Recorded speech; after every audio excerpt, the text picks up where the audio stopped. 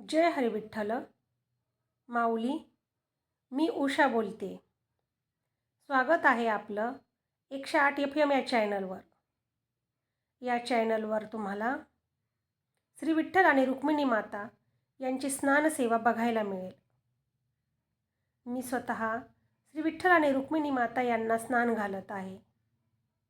या स्नानसेवेचा लाभ फक्त मलाच नाही तर तुम्हाला देखील घर बसल्या मिळावा अशी माझी इच्छा आहे.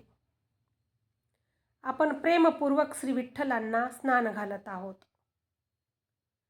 जसं आई आपल्या लेकराला स्नान घालते तसंच भक्त देखील विठू माऊलीची सेवा करतो. या स्नानामुळे आपल्या मनातील अहंकार, राग, मत्सर, द्वेष, दुःख धुवून निघून जावो असे आपण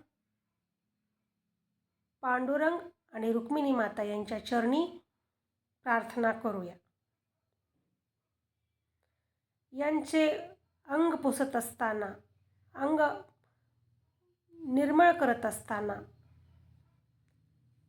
आपण आपलं मनही निर्मळ आणि पवित्र ठेवण्याचा संकल्प करूया. कारण स्वच्छ मनातच देवाचा खरा वास असतो.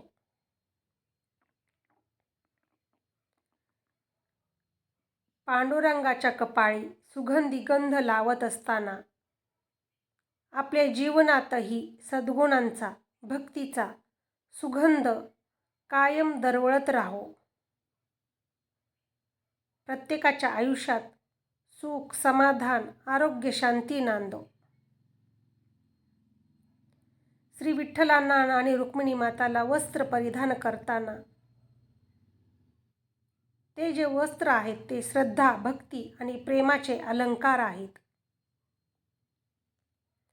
सुगंधी फुलांचा हार अर्पण करत असताना आपण म्हणूया, हे पांडुरंगा, माझ्या मनातही या फुलांसारखी निर्मळ भक्ती फुलू दे. आपल्या आयुष्यात सदाचार, संयम आणि सेवाभावाची वस्त्रे आपण धारण करूया. पांडुरंगाला म्हणूया, तुझ्या नामस्मरणाची गोडी सदैव राहू दे. तुझी कृपा दृष्टी विठ्ठला आमच्यावर अखंड राहू दे.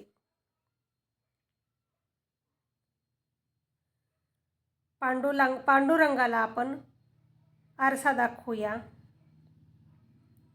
हरीला दावा तुम्ही अरसा, अंतरी बिंबल तो कैसा.